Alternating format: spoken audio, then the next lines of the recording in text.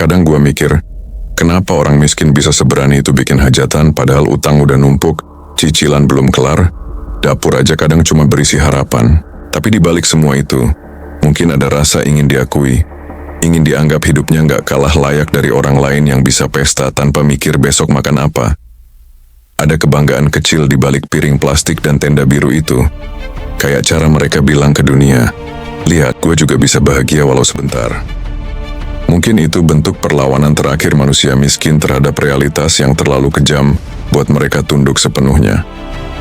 Kadang bukan pesta yang mereka kejar, tapi momen ketika semua orang berhenti memandang mereka dengan kasihan, walau cuma semalam. Dan disitulah, ego kecil bernama harga diri jadi satu-satunya kemewahan yang tersisa. Lucunya, orang miskin itu sering ngerti kalau pesta yang mereka buat bukan tentang bahagia, tapi tentang bertahan hidup di dunia yang menilai segalanya dari penampilan. Mereka tahu besok pagi kursi plastik akan dikembalikan, tenda dilipat, dan kenyataan menunggu di depan pintu. Tapi malam itu, di tengah lampu warna-warni dan musik dangdut yang pecah, mereka bisa pura-pura lupa kalau hidup sebenarnya sedang menertawakan mereka. Dan bukankah itu yang juga kita lakukan? Pura-pura kuat, pura-pura cukup, pura-pura nggak peduli. Di kepala mereka, mungkin pesta itu bukan kebodohan tapi bentuk kecil dari keinginan buat merasa manusiawi lagi. Karena di dunia yang cuman menghargai siapa yang bisa pamer kebahagiaan, berpura-pura bahagia jadi bentuk pertahanan paling jujur. Ada yang bilang, kemiskinan bikin orang jadi sadar diri. Tapi nyatanya, kemiskinan juga bisa bikin orang kehilangan akal sehat. Mereka rela minjem uang ke sana-sini demi pesta yang bahkan mereka sendiri nggak nikmatin sepenuhnya. Kadang gua ngerasa hajatan itu semacam cara mereka menantang Tuhan. Kayak mau bilang, kalau hidup gua sengsara, biarin gua punya satu malam buat lupa semuanya. Mungkin memang gila, tapi gila yang punya alasan selalu terasa lebih manusiawi daripada waras yang menyerah. Karena pada akhirnya, semua orang butuh panggung kecil buat menutupi rasa gagal yang mereka simpan diam-diam. Yang paling nyesek bukan utangnya, tapi kenyataan bahwa pesta itu nggak pernah benar-benar mereka miliki.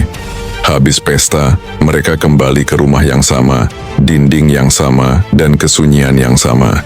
Tapi di dalam kepala ada sedikit rasa puas bahwa setidaknya sekali dalam hidup, mereka bisa bikin orang lain menoleh, tersenyum, dan mengucapkan selamat. Sebuah ilusi kecil yang harganya terlalu mahal, tapi entah kenapa tetap terasa pantas. Tapi kalau dipikir lagi, mungkin semua ini cuma bentuk halus dari pembodohan yang diwariskan turun-temurun, dibungkus rapi dengan nama, tradisi, dan kebahagiaan. Dari kecil, orang diajarin bahwa kebanggaan bisa ditebus dengan pesta, bahwa kemiskinan bisa disembunyikan dengan tenda biru dan senyum palsu. Kita tumbuh dalam sistem yang ngajarin bagaimana cara terlihat bahagia, bukan bagaimana cara benar-benar bahagia. Akibatnya, kebodohan ini berubah jadi budaya yang terus dilestarikan tanpa pernah dipertanyakan. Dan lucunya, makin miskin seseorang, makin besar tekanan untuk terlihat seolah dia nggak kalah dari yang lain. Jadi pada akhirnya, pesta itu bukan tentang cinta, bukan tentang syukur, tapi tentang ilusi sosial yang bikin mereka tetap nyaman dalam penderitaan. Mereka lupa bahwa kebahagiaan yang dicicil dengan rasa malu dan hutang bukanlah kebahagiaan, tapi jebakan yang halus. Di dunia yang makin keras ini, kebodohan dibungkus jadi nilai luhur, dan penderitaan disulap jadi kebanggaan. Orang miskin dibius oleh kalimat, yang penting niatnya baik, padahal niat nggak pernah menebus bunga pinjaman atau perut anak yang lapar. Dan yang lebih parah, mereka bangga dalam penderitaan yang dibuat sendiri, seolah kesusahan itu simbol kehormatan. Padahal itu cuma cara sistem menjaga agar mereka tetap di bawah, tetap sibuk mengejar pengakuan murahan daripada kebebasan yang sesungguhnya. Kebahagiaan yang dipaksakan itu mirip narkotika sosial, bikin lupa sesaat, tapi menghancurkan perlahan. Mungkin inilah bentuk paling tragis dari hidup manusia modern yang miskin. Bukan karena mereka nggak punya uang, tapi karena mereka kehilangan kesadaran. Mereka lebih takut dibilang pelit daripada miskin, lebih takut dihina daripada lapar, lebih takut dianggap gagal daripada hidup jujur dalam keterbatasan. Dan disitulah letak kegelapannya, di saat penderitaan berubah jadi tontonan, dan kebodohan dijadikan tradisi. Mereka berpesta di atas reruntuhan logika, menari di antara utang dan gengsi, sambil bilang pada dunia, kami bahagia. Padahal yang sebenarnya terjadi, mereka cuma menunda kenyataan dengan pesta kecil bernama kepura-puraan. Dan mungkin disitulah ironi terbesar kehidupan manusia miskin. Mereka menolak realitas dengan cara yang justru memperkuat rantai yang menjerat mereka.